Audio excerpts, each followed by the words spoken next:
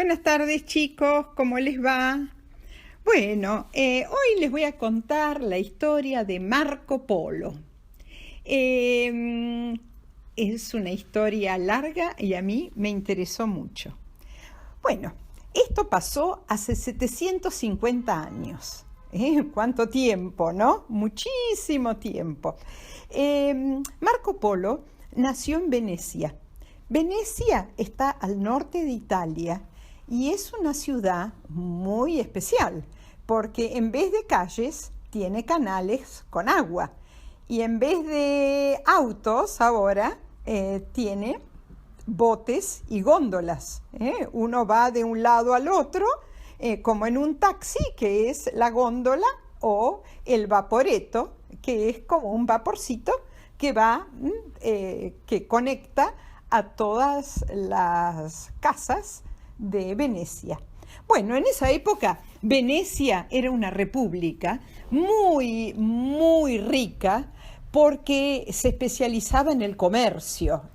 Ahí venían los barcos desde China, desde distintas partes del mundo, especialmente con seda, la seda de la China, que ayer les conté que la hacen a la seda, que es un hilo muy precioso, lo hacen los gusanitos de seda. Bueno, en esa época China exportaba seda. Y también especies. Especies son como la pimienta, el clavo de olor, etcétera, para dar gusto a la comida. Y venían especialmente del Oriente. Bueno, entonces la República de Venecia era una república muy poderosa. Y la familia de Marco Polo era familia de comerciantes. En esa época los comerciantes viajaban en barcos para llevar cosas a otras partes del mundo y traer cosas. Bueno, ahora también, ¿no? El papá de Marco Polo y el tío iban hasta China llevando sus productos y trayendo productos chinos.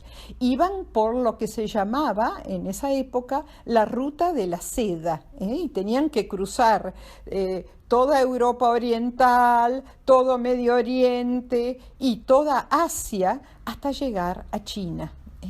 Y ahí conocieron al jefe de los mongoles, del imperio chino también, de los mongoles, Kublai Khan. Kublai Khan, que era nieto del gran Gengis Khan. Eran todos mongoles. Mongolia está en el norte de la China. Bueno, después el papá y el tío, que se hicieron bastante amigos de Kublai Khan, y estuvieron en China durante 14 años, y se hicieron realmente muy, muy amigos del emperador, de Kublai Khan. Bueno, cuando volvieron, Marco, el hijo de uno de ellos, le pidió: por favor, papá, en el próximo viaje llévame. Bueno, así lo hicieron. Marco Polo tenía 16 años y en este segundo viaje fueron hasta China, porque el imperio de los mongoles ocupaba Mongolia, toda China, parte de la India, parte de Corea y Rusia y toda Europa Oriental. Era enorme, era un imperio de 100 millones de personas. Tenían un ejército fabuloso y eran grandes comerciantes. Bueno, fue Marco Polo y se quedó casi 23 años en China. Fue gobernador de una parte del imperio mongol, se hizo pero amiguísimo de Kublai Khan y conoció toda esa zona y especialmente la ciudad de Xanadu. Xanadu en el norte de China era como era el palacio de verano de Kublai Khan. Estaba lleno de jardines, de fuentes, de animales exóticos, de árboles, de flores, y a él le encantaba estar ahí. Bueno, cuando finalmente volvió, después de los 23 años, trayendo cualquier cantidad de cosas de China, por ejemplo, que trajo los fideos. Los fideos en China estaban hechos con mijo, pero él había comido esos y les pareció muy ricos, y después en Europa se hicieron con trigo, como son los que comemos, la pasta. Algunos dicen que no la trajo Marco Polo, otros dicen que sí, bueno, hay que ver. Y también trajo la receta para hacer helados. En China les encantaban los helados de agua. Así que eso también introdujo a Europa Marco Polo. Y después también las piñatas para los cumpleaños. Las piñatas aparentemente son chinas. Y una cosa que es muy importante, el papel. En China habían descubierto que se podía hacer papel con el tronco y la corteza de los árboles. Entonces cortaban el papel, el tronco chiquitito, lo mezclaban con agua y se hacía como una gran sopa, y después y revolvían, eso se llama la pulpa, y después lo iban dejando secar y con eso hacían papel. Y los chinos no solamente hacían papel para escribir sobre el papel, pero también hacían papel para hacer billetes, para hacer plata, y con eso se manejaban en el imperio mongol, el imperio de Kublai Khan. Y eso también lo trajo Marco Polo de vuelta a Venecia. Bueno, cuando él... otras cosas, sí, no. Cuando él volvió a Venecia, la República de Venecia estaba en guerra con la República de Génova, otra parte de Italia, y al pobre Marco Polo lo metieron preso. Pero tuvo mucha suerte porque compartió la celda, la cárcel, con un señor que se llamaba Rustichello de Pisa. Y este Rustichello le empezó a preguntar, claro, haber tenido a alguien en la cárcel que había pasado 23 años en China, imagínense los cuentos que tendría.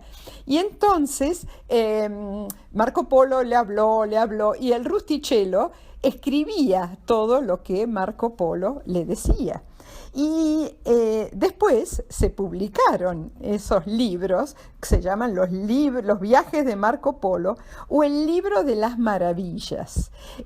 Ahora, como Marco Polo sabía perfectamente que la gente no iba a ir hasta China para ver si lo que decía era verdad o no, hay una mezcla de cosas que sí pasaron y otras que son la fantasía de Marco Polo para hacer las historias más interesantes. Por ejemplo, dice que cuando él cruzó por Armenia, vio arriba del monte Ararat el arca de Noé.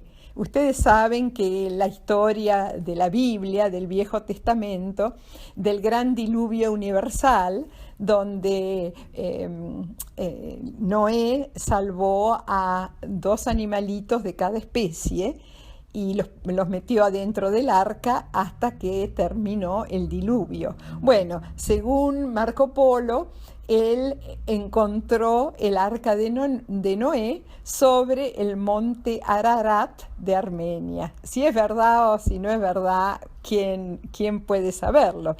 Y después, cuando cruzó Irán, dijo que encontró las tumbas de Melchor, Gaspar y Baltasar, los tres reyes magos. Así que bueno, es una mezcla de cosas de verdad y cosas de mentira, pero las historias de Marco Polo son fascinantes.